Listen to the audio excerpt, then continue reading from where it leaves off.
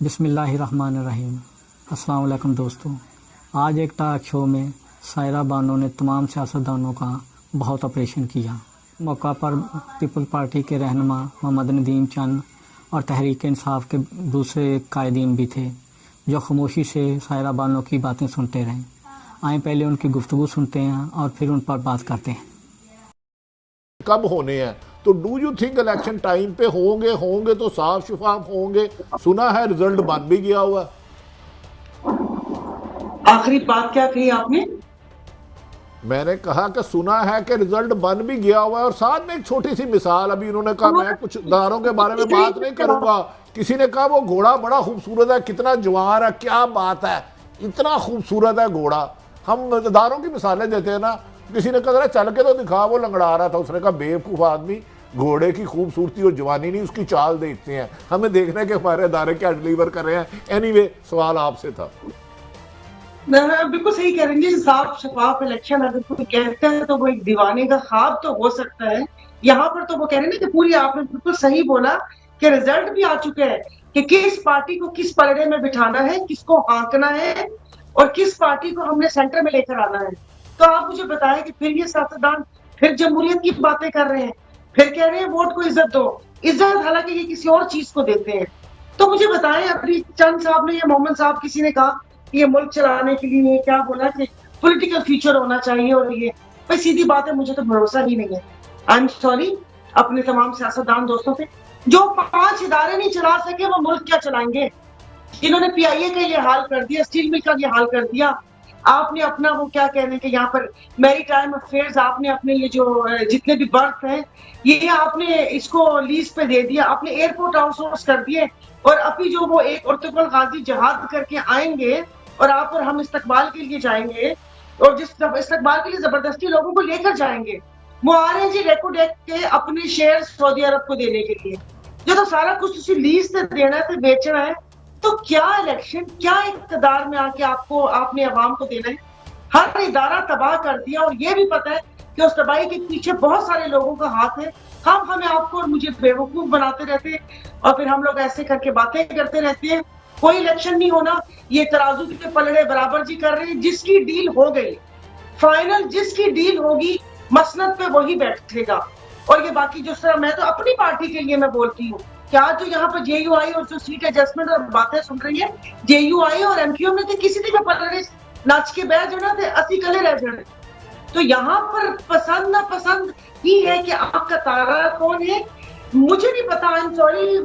हमारे कराची में थाने बिकते हैं, मुझे पता है कि बोली लगती है, तो मैं तो कहती हूँ बोली ही लगा ले।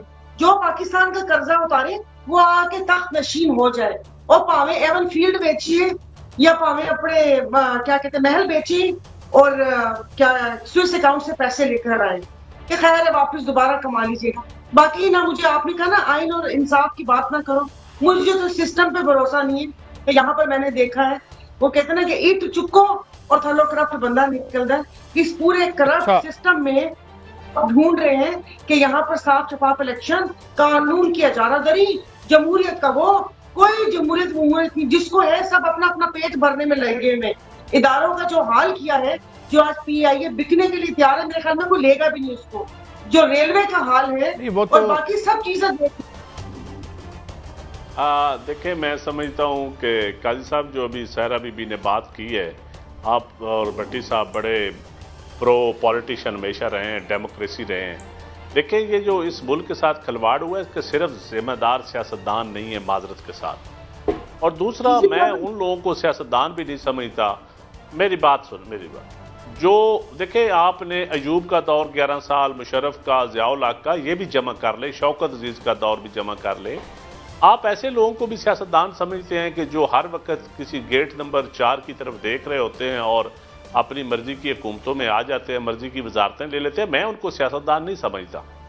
वो अच्छे टेक्नोक्रेट तो हो सकते हैं, लेकिन सियासतदान वही होता है जो अवाम की में से हो के आया हो, अवाम की पैदावार हो, किसी और की पैदावार ना हो। अब सारों की जिम्मेदारी सियासतदानों पे ना डालें। और दूसरा, देखें, हमने जितना भी खिलवाड़ हुआ है, भट्टी साहब की जो सफोकेशन है, फ्रस्ट्रेशन है, उसकी मैं बिल्कुल तईद करता हूं कि अवाम बिल्कुल बेजार है, अदल इंसाफ नहीं है। अब दो ही तरीके हैं, या पर्ची या बर्ची। हम पर्ची वाले हैं, हम बर्ची वाले नहीं हैं। अगर पर्ची के जरिए लाना है तो हमने यही डिमांड करनी है, हमने बैठ के डिबेट ही करनी है, हमने निशानदेही करनी है और इंशाअल्लाह ताला ये सियासतदान ही करेंगे। और मैं समझता हूं कि क्वालिटी ऑफ डेमोक्रेसी की तरफ हम जा रहे हैं। क्वालिटी ऑफ डेमोक्रेसी ठीक होगी, डेमोक्रेसी अच्छी होगी तो यकीनन ये इदारे ये सब ठीक हो जाएंगे। और ये जो मदाखलत हो रही है, जो इंसानी हकूक की पामाली है, बलूचिस्तान में कब से हो रही है, KPK में कब से हो रही है, फाटा में हम चंद लोग थे जो बोलते थे, अब पंजाब में भी हो रही है, यकीनन हो रही है। अब मैं समझता हूं कि सारे बोलना इसलिए शुरू हो गए कि हर गली में, हर दूसरे शहर में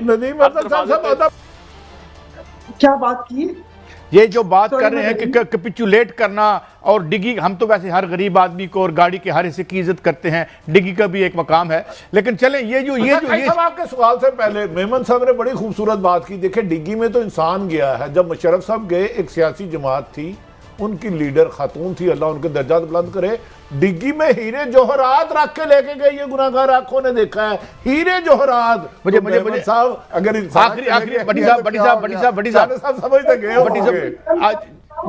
जी कमेंट आपका। जी सायरा साहब, यहाँ ताकतवरों की गर्दन नहीं पकड़ सकते, फिर तो ऐसे हो जाएगा वैसे हो जाएगा। वो कहते हैं ना कि जो कौमें होती है वहां पर हुआ है, 60 साल बाद भी कब्र से निकाल के सजा दी गई है।